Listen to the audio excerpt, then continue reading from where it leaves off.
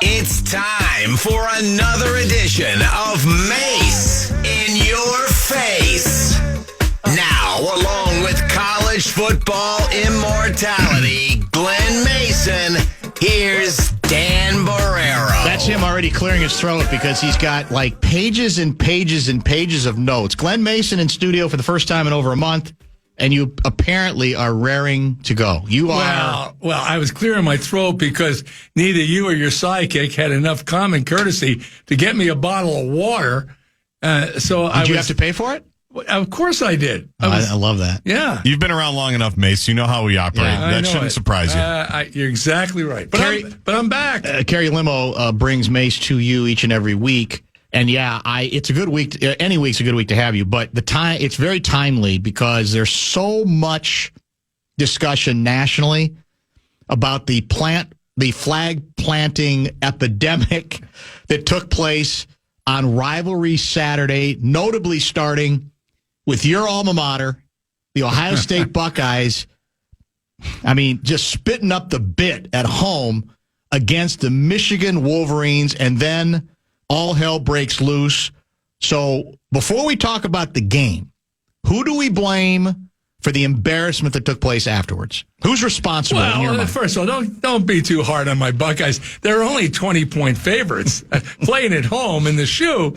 Well, first of all, I think what's going on is not just an indication of that game.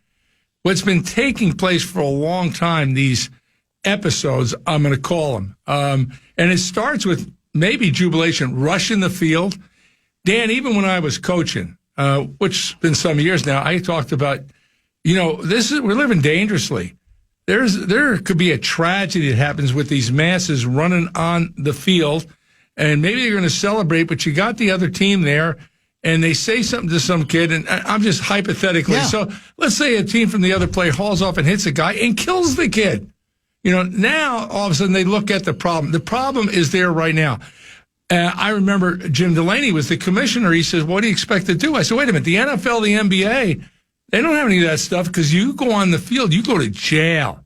You have no business being there. But for whatever reason, they're letting it go. And you can, every year with it, they don't like the officials' call. They're throwing stuff on the field. But it seems like every rivalry game now, they're running on the field and doing this. I used to preach to my coaches. I said, fellas, whatever we see on Sunday, and I was talking about our players watching Sunday in some type of ridiculous celebration on the field dancing, we're going to have to deal with on Monday. And back in those days, there was zero tolerance for excessive celebration, so we're trying to avoid the penalty. But I go to, you're looking for someone to blame? You got to look to the coach. You're the head football coach. It didn't matter if you're making $1 or $10 million. You're the head of that team. And these types of things. So, the old saying that discipline is 90% anticipation? Yeah, it's true. It's true. So you start talking about this, that we're not going to do this. Just the week before. Who's the we? If you win or you lose, I mean, who is the we that you're calling out? Well, you have to say the we. I mean, if you lose, you're not going to plant the other guy's flag, Right. But you're going to react the way they did. In saying that, well, I don't know. In saying that, a week before, Ohio State played your Indiana, and they beat them. Indiana was undefeated. And all those shots I saw a week was their quarterback acting like he's putting a cigarette on the sideline. Did anybody say anything to him? I mean, the thing about it, you got to win with class, you got to lose with class. The old saying that, if you win, don't say much. If you lose, say nothing. There's a lot of truth to that. But in saying that, when I watched the replay, I got to tell you, I was flying back from New Jersey. The last play I saw in that game was when Michigan had the ball 1st and goal at the 3, and they threw an interception. I'm thinking, why did you throw the ball? You got a big offense. So what are you doing? They threw an interception. I got in the plane. I figured they lost. I landed in Minneapolis. They won the football game. But then I saw, but the most disheartening thing for me, because I'm a coach at heart. Yeah. All right. When I saw the head coach of my alma mater, Ryan Day, standing there looking like he was in shock With that, and he wasn't shy, he lost the game, but that's the time you got to show leadership. There's problems. Are you scared? Are you afraid? Well, then you shouldn't be the leader. Now, let me tell you a story. The greatest example of a football coach showing leadership I watched with my own eyes. I was at Ohio State as a student, and it was April 1970, late April, and all the anti-war demonstrations were taking place on campus, including Ohio State. And people that are younger don't realize, they were really people had vested interest there because you still had the draft, but they were getting out of hand. And one day I'm going across the Oval, that's the center of Ohio State, and this rally, it was getting out of control. You can tell. People were screaming.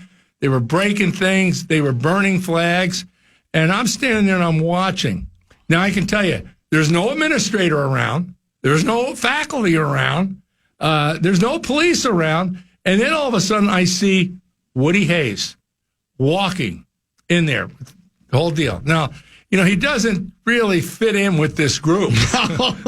You know what I'm saying? No, not really. Really. Well, anyway, he got on top of this bench and he had a bullhorn. And people were screaming, "Get out of here!" And he stood there in silence. And I'm watching. I'm thinking, "What is it?" I'm thinking, "Well, he's going to slug somebody." Yeah. But he's standing with the bullhorn. That was later. And they kept yelling and yelling. And he just stood there. And then finally, someone yelled, "Who? I don't know. Let him speak." And then it started going. And he took the bullhorn up and he said, "Thank you." And he said, "You know what's great about America? That we have freedom of speech. And you have the right to protest." And he went through all this stuff. And you could tell the crowd was settling down. And he said, "But, it's all lost. I'm sure you have your protesters have some legitimate points because you're all smart. You're at Ohio State. But your point is lost when there's destruction, when there's violence, when there's civil disobedience, And he went through all this stuff. And all of a sudden, people started clapping. And he said, I would really like to hear, because I think he got some points. I'd really like, calm down. I'd like to hear what you have to say, but I can't hear what you have to say when you're yelling and screaming. I thought that was unbelievable. It acted so different than I thought. But my point there, at a critical time at Ohio, you mean he's the only guy at that university authority who knew this was going on? No, they all running and hiding, And you know what it took? It took courage. And, the courage is not the absence of fear. It's dealing with fear. Mm-hmm. And I thought, I'm sure when he walked up, he thought, I don't know what I'm walking into, but I'm walking into it. And when I watched that game, my alma mater, Ryan, he showed absolutely no leadership. What responsibility does the coach of the winning team have to say to his team, look, and even again anticipate, if we win this game, I don't want us to think that gives us the right to plant the flag at the 50? Or do you say, no, they won the damn game. Ohio State should shut up. They lost it. It's too late for them to be upset. Where are you on the whole flag planting concept? I think it's classless. I don't know how it adds to the game. One thing, I used to be very critical of pro football back in the day. I used to watch those guys. And after the game was over, they didn't shake hands, didn't do anything. The coaches just waved at each other, went in the locker room, and then that started filtering into the college game. And I used to tell my players, you get beat, you walk across. That's what you're supposed to do. Well, then the pros went the other way. You see how they're hugging after the game. They're praying after the games, and you know what? That's having a positive influence on the college because that's what they do. How this took off, you don't see this in the pro game, at all. I mean, planting the flag, all that kind of stuff. You've seen it in college, even before the game, where some team shows up on Friday and they go and they dance on the logo. If it was spontaneous and you know it was coming, no coach has a crystal ball, but you'd have to have your head in the sand if you haven't seen this being a problem right now. So you deal ahead of time. It happened to me when we beat Michigan at Michigan in 2005, and on the last second field goal. I turned around all of a sudden, there's Lawrence Maroney, because some guy gave him the flag, went out to give him the flag, and he's playing the flag, okay? Well, we're on radio. I can't tell you what I said to Lawrence Maroney, I didn't anticipate that. Right. I didn't, but I would assure you it wasn't going to happen again. And there's only so much you can do if you don't deal with it ahead of time. Yeah, right. But when you set the guidelines and you say, no, this is not what we're about, and then it happens, you got to do something. So are we, the larger we, complicit, though, in being frauds here? Because these rivalries get built up. Let's face it, media outlets, they'll nurture they hate each other, and they hate that. So then, to that extent, should we be totally surprised that players think that so much is at stake that, we're going to plant the flag on the 50 and we're going to lose our minds?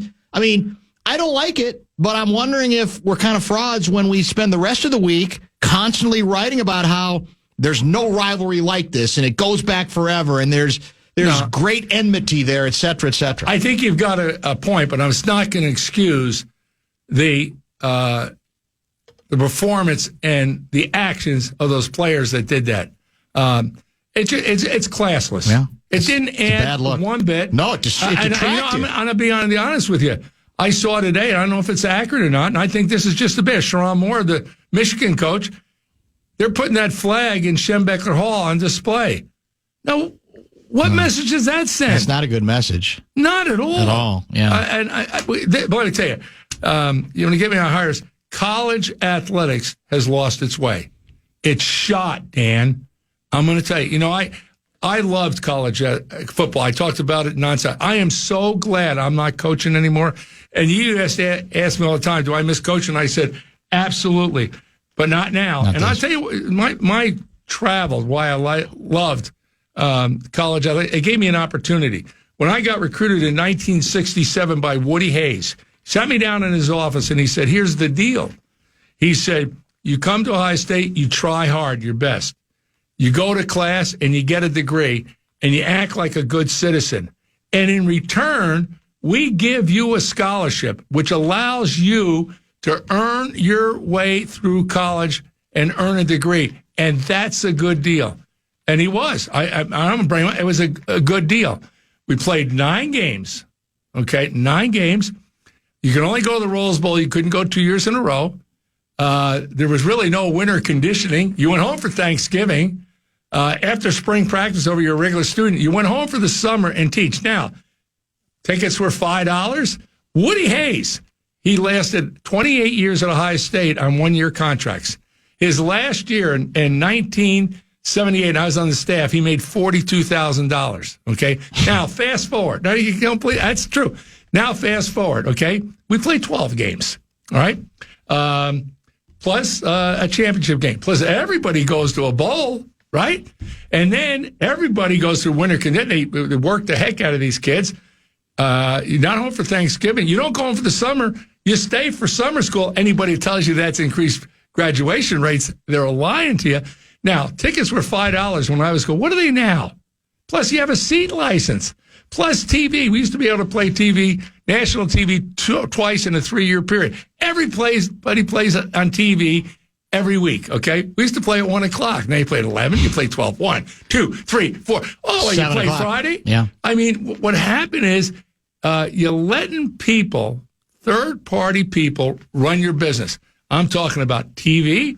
I'm talking about shoe people. I'm talking about apparel. And now, because of the NIL, outside boosters. And when you let outside people run your business, sooner or later, you're going to run into trouble, and that's where we're at. Yeah. Sad but true. I can't disagree with you. Lots of good texts are coming in. Mason, your face in for the hour, 64686.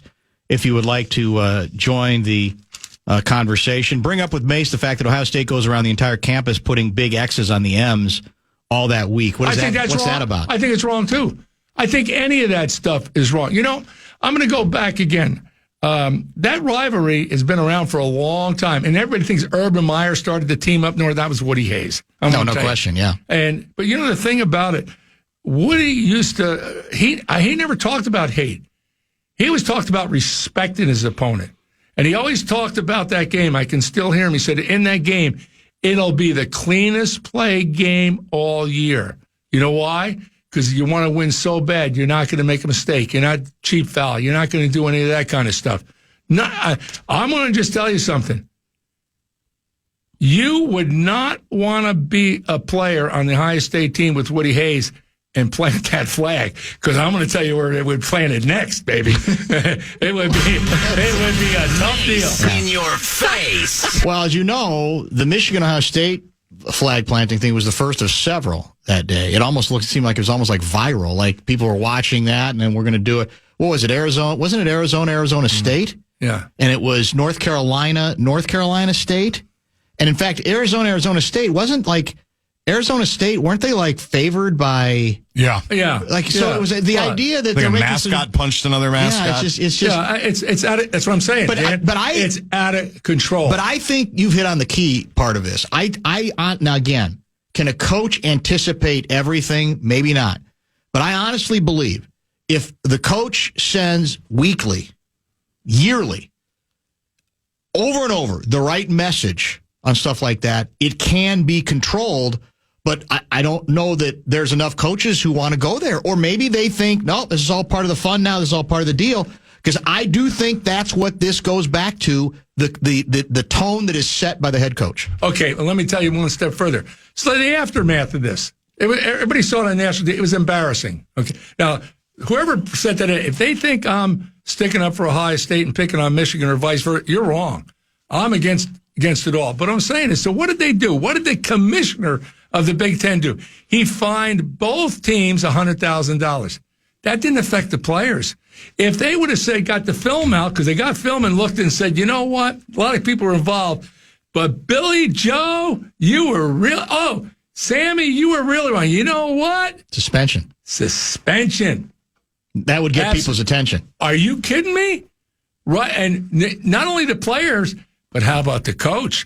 Do you think that coach worries that the AD at Ohio State has to write $100,000 check? No. But if he lost his starting linebacker, he don't want to lose the next one. Point. You're right. Can he survive? Now, again, he gets another shot because it's the tournament, but is it over for him? I mean, can he last? We all know what success is defined as at Ohio State, right? Absolutely. And it ain't losing to Michigan 4 straight years. 4 straight years? Yeah. The thing that's probably, I think his buyout's $38 million, something like that.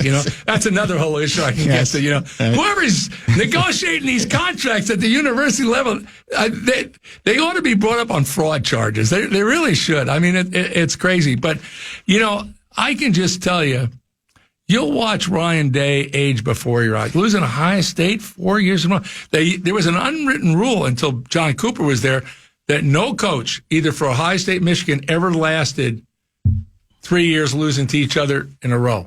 And then John Cooper did it, and they kind of wrote new rules. But losing 4 years in a row, I've been there. Oh, my God. I mean, I was never the head coach, and we never lost 3 years in a row, but I really can't imagine it. It was now you didn't get to see all of the game because you were flying, but I'm sure you've seen the highlights, the lowlights of it, because there were times where it looked like both teams were trying to give the game away. But it is, uncanny, right? That every resource Ohio State has, they made it their mission to say we're going to go get the best players, we're going to buy the best players, et cetera, et cetera.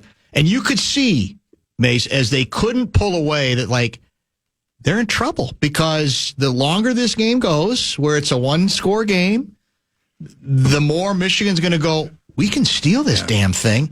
And I was still, I guess, stunned by it, but you could sort of see it coming, especially because this vaunted offense, could do almost nothing. Do you think Ohio State played good all year long? I don't think so. No, they haven't played great. No, right. They played Indiana, and okay. Yeah. But here's my point, and I've talked about this before, and I believe it as sure as I'm sitting here. Football is the greatest team game that's ever invented. And what gives you a chance as a team, if you have a group of guys and they come together as a team and they play another group of guys that are more talented but aren't as good together as a team, you got a chance to win. And that's what happened there. Ohio State's been talking about their $20 million payroll and all that stuff. Yes. Well, I think as a coach now, it's harder than ever to put guys together as a team because of the thing you always talked about, focus, And now you got these guys coming in and they're making $1 million a year and they're driving a Lamborghini. How do you get their attention? And now with the transfer portal, where all of a sudden if you say something they don't like, they just up and leave. Yeah. So I think because people get enamored, ooh, NIL money, we're on our way to the championship. Not so fast. And, the old, I think it's just tougher now. And now you got Michigan sitting up there and they're 20-point underdogs and everybody's talking not about them. They're talking about Ohio State and their roster and they're going to name their score and all this kind of stuff. You still got to block and you got to tackle and you got to play together as a team. And it didn't happen. Texter writes, no suspensions because the next game for OSU is playoff game and that could mean a loss for them and that would mean loss of money. Well, yeah, Big Ten. That's from Lawyer That's Tom. my point. Yeah. Like I said, that's exactly my point with it. College athletics have lost their mission. It's the thing of to do the thing that's right. No, do the thing that makes the most sense money wise, and they're all being influenced by that. The thing about it is, I like to use the word swindle. That's one of my favorite words. Okay, but I talked about what he had. Now you got coaches making $10 million a year. Well, let me tell you, if you pay a coach $10 million a year, you got to give the AD a little bump, And then if you pay the AD a little more, you got to give the president a bump. I mean, they're all in it together. The cost of higher education is unbelievable. You're telling me it's a racket. It's a swindle. It's a fraud. I'm telling you this. Believe me. Brian in Carlton wants to know if you were on the sideline when Woody slugged that player in Woody's last game, or were you up in the press box? I was standing right there. You were literally. Did we talk about this before? Probably. Yeah. It's been a while. You don't listen to me. Yeah, that's true. I don't. No, I was I right forget. there. I was right there. Yeah. You were right nearby. Right there. Could you see it coming? I mean, no, because I saw the interception when Art Schleicher threw the ball as intercepted by Charlie Ballman, and I turned away because we lost the game. And next thing I know, there was a. It was, and I didn't know it. And then the game. So you didn't actually see the slugging because you turned looking. No, but I did see. I saw one of our tight ends. He had a Clemson player down, and he's beating on him. And I went and pulled him off. Well, we got in the locker room. So now I go in the shower, and there's the guy, and I'm going to say something to him. Hell, I go in there. I said, "Hey, Bill, Coach." I said, "Shut up." I said, "Bill, shut up." And I said, "I'm going to tell you, you lose." But he goes, "Coach, Woody slugged the guy." I just jumped in. I go, "What?" So you didn't know till then? I didn't know then. And then I didn't actually see it with my eyes. So I got back to the hotel and saw it on TV. Oh, my God. Yeah. Yeah. That must have been rather stunning. Stunning. Yeah. And sad for you because you had so much respect for him to unravel to that degree. It had to be tough for you to see. No? Or to not see. It was disgraceful. Yeah. I mean, really. I mean, you just... Yeah, you can't justify any way, shape, or form. But it was. That's what happens sometimes. Let's face it. If it goes on too long, a guy stays too long. Yeah. I mean, Woody, he's only 64 years old. He locked it a lot older than that. Died at 74. But I can tell you, being on the staff, he had lost it. We were covering for him, assistant coaches. And that's interesting. And I think he knew it, but it's hard. He knew it, but it's hard to say, to acknowledge it. I quit. Yeah, that's it. Yeah. And it's got to be hard. You can't hold a press conference and say, guys, he's a legend, but it's over. He has lost it. You can't exactly do that, right? You can't feel comfortable doing that. No, I mean, Hugh Hyman, who had coach for Woody, was the AD, did exactly the right thing. He fired him. Yeah. He had to fire him. He had to fire him at that point, for sure. All right, let's get a bottom of the hour break. Lots of good text coming in. You got a lot more notes, so that must be a lot more material to cover. Maybe even a little bit on the Gophers taking care of a really bad Wisconsin offense. But I got a point I've got to make. Oh, good. Even better. All right, we'll continue with Mase in your face. Kessler will join about an hour from now. Time now for the Vikings Report on The Fan, presented by Miller Lite. Vikings safety Cam Bynum joins Barrero next after this from Miller Lite. Mase, what time is your apology to the Golden Gopher football team? Why are you shaking your head? because you know what? You need some new material. It was Indiana. Now you're wrong, but I'm glad you brought that up because that quarterback they got from New Hampshire. Now listen to this. I want to tell you, I have no skin in the game. He's the best quarterback in the Big Ten. I'm telling you, he's the best quarterback. And what do I evaluate that on? Well, I used to tell my coaches all the time, you start thinking about who to play. Just go back to when you're a kid and sandlot picks. You choose up size, you pick the best guy. What I'm saying is I'm watching these teams. Well, Michigan doesn't have a quarterback. But Ohio State, that Will Howard, they were picking him for the Heisman Trophy. This kid with those wide receivers Ohio State have, are you kidding me?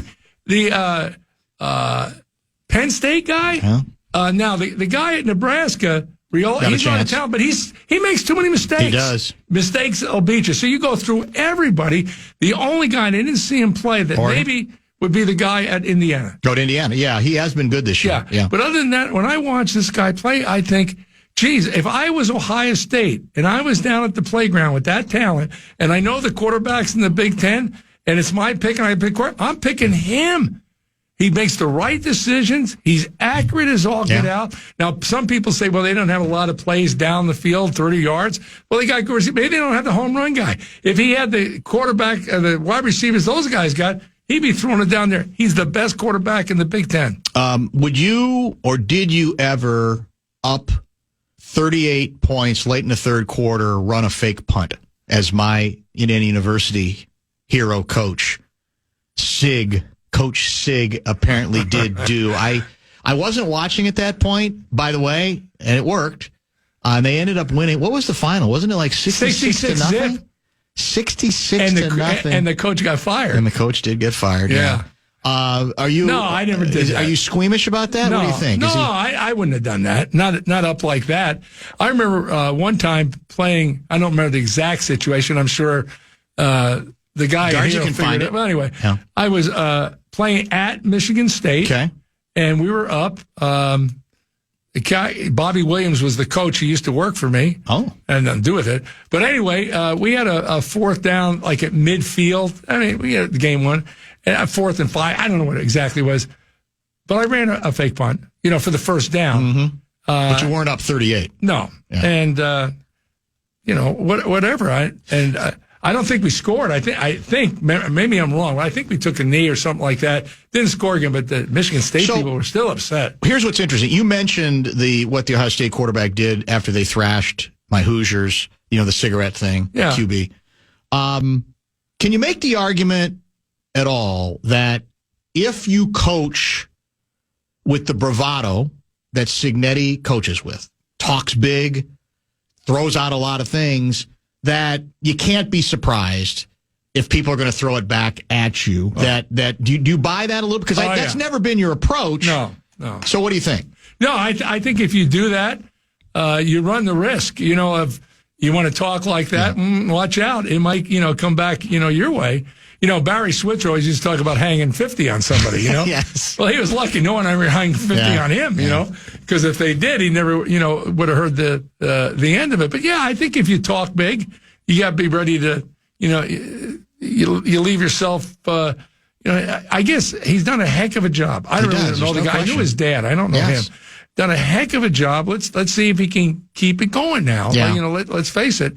And be interesting. He took 13 players from James Madison. It'd be interesting if anybody comes in and steals any of his good players now. I don't know if that's going to happen. But you'd have to say at the very least he's cocky. So you mentioned So Brosmer comes from New Hampshire, right? Yeah. That's where he was playing previously. You mentioned James Madison. So what does this tell us? I mean, because I think most people's perception would be getting players from those places ain't going to work when you're talking about the Power 4, the Power 3, whatever the hell we are at this point, how many power conferences we have. And yet it feels like there's more of that going on. So is that true? Are we all like not giving enough credit to how many good players there are out there at places that we don't associate necessarily with greatness? Well, Dan, all I got to tell you is watch on Sundays, watch the NFL teams when the players introduce where they're from. Yeah. They're all not from Ohio State and Michigan and Alabama. A lot of them come from someplace you say, where? Right. And so the key is there's a lot less per capita there. But if you happen to get lucky at the right, not lucky, but fortunate at the right time and get enough of them, there's a lot of good players at that level. Apparently there are a couple texts here. We're going to have to do a break here in a minute to get caught up. Break? We went long. And we gave you a full 30 minutes the first segment. Hey, before I forget. You don't even know. You don't even pay attention. You get lost in your own because words. I'm trying to entertain people. Oh, I'm not trying to make the big bucks like you guys do. But let me just tell you, our friend from Tampa, the Michigan guy, David Deno. Okay. You must be ecstatic right now. Oh, yeah, absolutely. Yeah. That's how I found out they won the game, by the way. But anyway, he texted me today, and he said, if the Vikings play a playoff game down in Tampa, bring them along. And Guardsy? And Lunchbag down. Lunchbag. And he'll host a dinner. I started thinking, though. So anyway, I said, wait a minute. That could happen. I said, no. No, Tampa could happen. They might have to play at Tampa Bay, the Vikings. You're right. Really? Yes. I thought they might have to play here. No, because the Vikings... It'll be a wild card. It could be a wild card. So anyway, they could be 14-3 and have to go on the road. That's bad. Yeah. You know. But anyway, I said, well, I tell you, okay, you're on. We'll do that. But if it happens they come up here... Yeah. I offered that you're going to host the dinner. Isn't that ironic? I don't even know the guy. Hey, I'm not the guy going to tropical islands for free and living on the water. You're the guy who should be paying them back, not me. There's one big difference between me and you. Yeah. I'm likable and you're not. Speaking of that, Mase in your face. Kevin in Lionel Lakes, Dan, the Mase segment is the best one on the fan. He should be paid twice as much for his appearance. A must listen with the two of you. Well, are you disappointed that he includes me in it? Both. Yeah, I know you loved it until that last sentence. See, the difference between you, me, and Gart. What is it? We're a team. You guys don't understand that concept. It works. Team. It's a team. And there is no I in team. But, let me just tell you something about perceptions, okay? To my other point, too. Isn't it amazing, all the speculation on the college football playoff?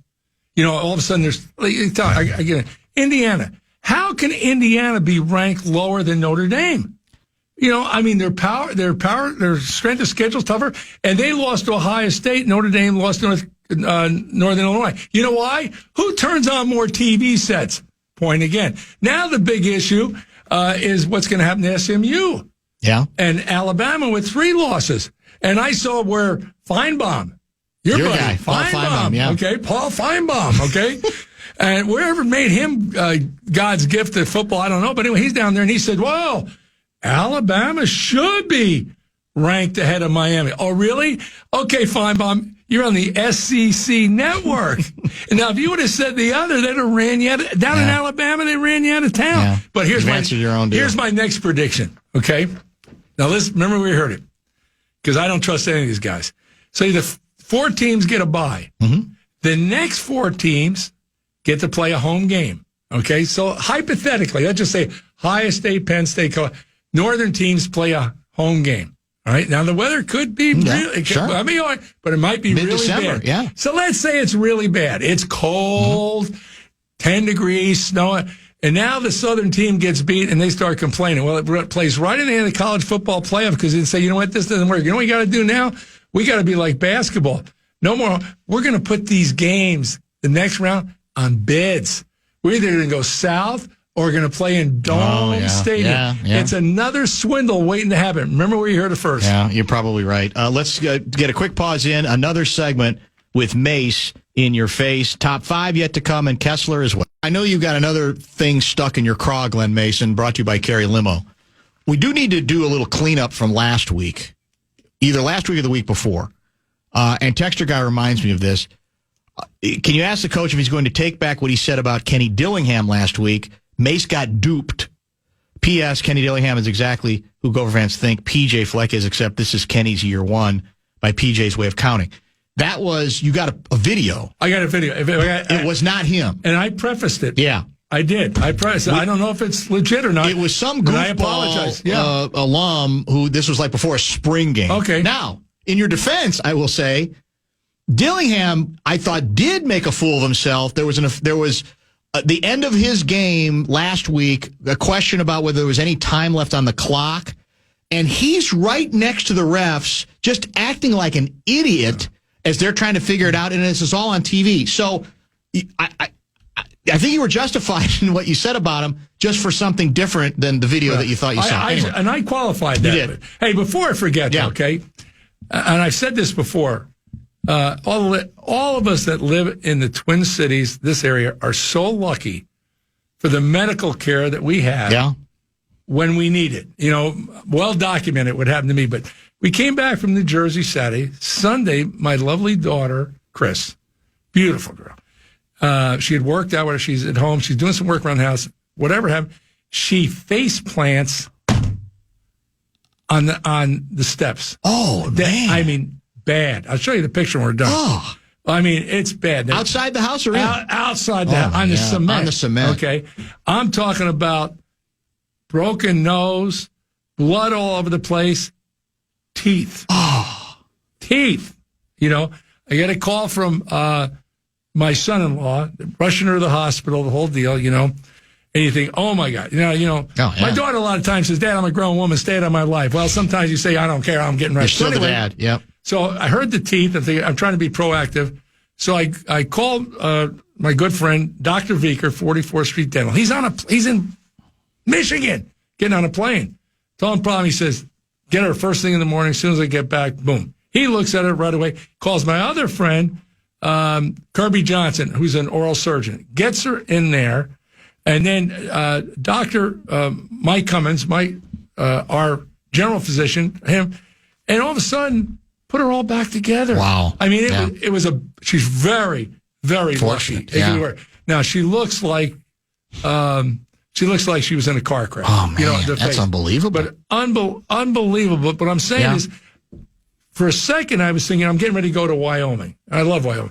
But if this would have happened out in Wyoming, I don't know what we would have done. Yeah. But here, that's rough. I mean, in a matter of minutes, everything's taken care of. Came together. Put it back together. So hats off to all those people like those guys I just talked about. You do a great job. That was impressive. Can you tell Mase I booked Carrie Limo yesterday for a work event just to support this segment? So there you go. Yeah, there you go. And let me tell you something. Unlike this low rent program I'm on, when you get in a Carrie Limo, they got that ice cold water right in the back seat waiting for you. Absolutely, they do. I thought, like, historically, we used to have waiting for you a couple of bottles of water. Nothing. Nothing? Nothing. I'm telling you, well, Guardsy, technically, that should be your job. You're the producer, and you're supposed to be kind of the host and the greeter as well. Yeah, I would absolutely. I don't remember reading that, number one. Number two, I used to bring you stuff, and then... Well, used to. Yeah, we just kind of gave up on it. I used to coach, too. Yeah. So what are we talking about? That's true. I used to every once in a while. One time we had a nameplate made for you. That's true. That's a lot of it was very satirical. You know what I think has happened? I think we just come to take him for granted.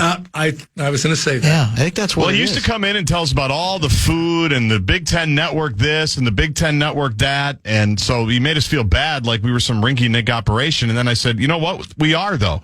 We got to be who we are. I got you an invite down in Tampa to Dave Daniels' dinner, which you won't believe. And the other thing is, I'm going to go on air again. Yeah. How many weeks has it been since I gave you the official invite to my house for dinner in the Windsor? And I haven't even got a response. Been here, though. We don't know when you're in town. Well, we need your Google calendar. Leaving look again at your calendar this weekend. So it's like, and say, how about this day? How I'd about love that Sunday. day? You're going to Wyoming. You're going I'd to love Wyoming next to weekend. kill. You got Army Navy. What animals are you going to kill? No, I don't. I'm going to some guys who go in elk, and I'm not a hunter.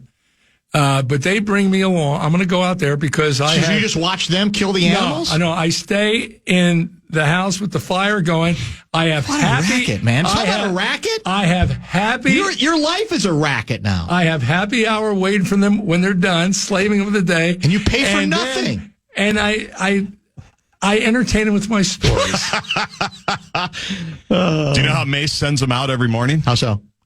You know, if you're going bear hunting, you better be prepared to go get the bear. How'd they finish the season under Brew, by the way? I think they won both. Yeah. 2-0 is the I think they needed two consecutive missed field goals to win their last game. But, hey, it doesn't matter. They don't ask you how. Yeah, is he up for the job? Gotta think he's... Are you hungry or are you starving? I wonder if the Bears might consider him. You think the Bears might take a hard look at him? Speaking about the Bears, can you believe that clock management? Oh. And then what's worse, justifying it in the press. It was awful. I was embarrassed for him. He had to be trying to get fired. Well, really? he succeeded. Yeah, that was that. And your guy's the president. Kevin Warren. Yeah, well, this is his first big move because, he came in after this regime had already started. So everybody is they're all assuming it's his baby now. So what's he going to do? I can't figure out, I understand in college football because you have the haves and have-nots, always been that, always going to be that way, okay? But in pro football, when you finish first, you pick last and vice versa. So if you know what you're doing, if you're reasonably competent, it should go around. It should be cyclical. But obviously, it's not the way because you see some teams, they stay on top longer than they should. And some other teams, most notably until the last 2 years, the Lions, they couldn't get out of the way. Now, I don't know what change took place there, but, now all of a sudden they got it going. They got a real organization for sure. I meant to get to this earlier when we were talking about the plant flagging thing. How about your guy, Matt Rule?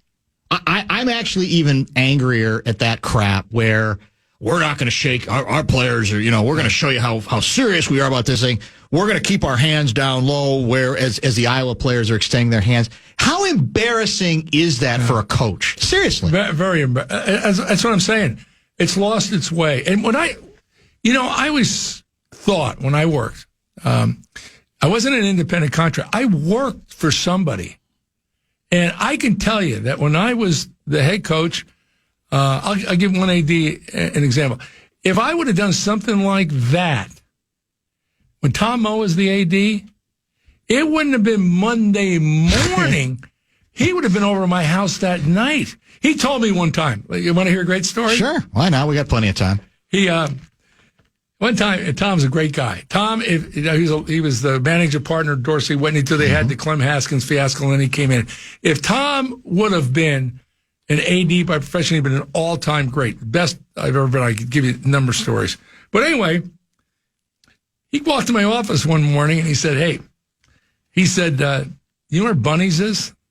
The restaurant? I go, yeah. The bar restaurant, yeah. He says, I pulled in there last night to get something to eat, and he said there was a sign there, parking spot, reserved for Coach Tice.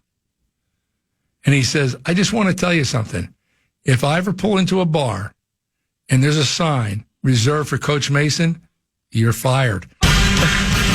And he got up and walked out. Are you serious? And you know what? I think he would have done it. Man. Because that's not what the University of Minnesota and college athletics was supposed to represent. Well, it's ironic you bring Tice up because he just texted me yesterday he's coming to town this weekend. Yeah. Well, come and see I don't mean that Vikings game. I don't mean that it's not. Tice. I mean, there's a difference, pro sports and college sports. He was just thinking, maybe he's thinking, he might see that and get some idea. I better nip this in the bud. He did. Well, I think my sense is he was worried about your ego, and he wanted to be sure it didn't get out of control. Don't you think that was a lot of it? Actually, I tell him, I said, Tom, I don't drive myself to a bar. I have a driver. Gary Limo. They took you. Exactly it. Great hour, man. Outstanding hour. So next week you're back on the road, though. No. I'm leaving. I'm going to Wyoming. Okay. But I'm going to be back Tuesday, which I'll be here Wednesday. Perfect. And then Thursday, I'm gone to the Army-Navy game. Oh, that's right. The Army-Navy weekend. Yeah. Perfect, yeah. I'm so jealous. Fired up. That's good. So we'll find something because next week's kind of tweener, right? We'll know the playoffs. Well, that's true. We'll know the playoffs. So you got the conference title rounds. Yeah, and all you're that right. Stuff and very true. And, but I tell you, the Big Ten, I'm a Big Ten guy, right? I'm going to be real interested to see how Penn State, because I think they're grossly overrated. I don't think they've beaten anybody. PJ said it was one of the best teams he's ever coached. You're talking to me. Well, my opinion, you want his opinion. Well, no, it's just interesting, the contrast. I'm just saying, when you look at who he's 1-15 against top 5 it's not good. opponents, and he's lost 8 straight years to Ohio State. So I might be coming back here and saying, well, you owe an apology to Penn State, and I'll apologize. Yeah, you're willing. You're capable. Yeah. You'll respond to that. Bring us back some elk. But here's the other interesting thing. Isn't it interesting when you make a total commitment to something, which Oregon's not a blue blood, isn't a household name. But remember, we played them twice in the Sun Bowl.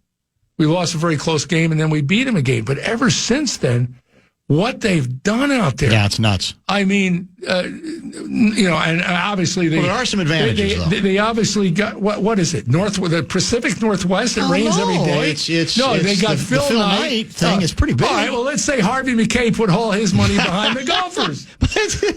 I don't think he ever. I don't mean it's a chip shot at Harvey, but he's a boost. No, but let's say Cargill. Yeah, Cargill. Mr. McMillan said they're too busy laying off people off. We're putting all our money in there. Yeah. I mean, it's. Well, you're the mayor of Wayzata. Talk to some of these people when they're getting their coffee in the morning. Mase. I don't even live in Wayzata. I know, but you spend enough time there. Enough, yeah. I know. You should help out a little bit. DickyTownAthletes.com. I know the beat that's going on in Wayzata. Believe me. All right, we got to go. Thank you. We'll see you next week. Okay, have fun. Safe travels. Is it Montana or Wyoming you're going to? Wyoming. Have fun in Wyoming killing animals. Oh, wait, he doesn't do that. He just watches other people do it. Top 5 will include? Wolves, Wild, and Kirk Cousins speaks about the Minnesota Vikings.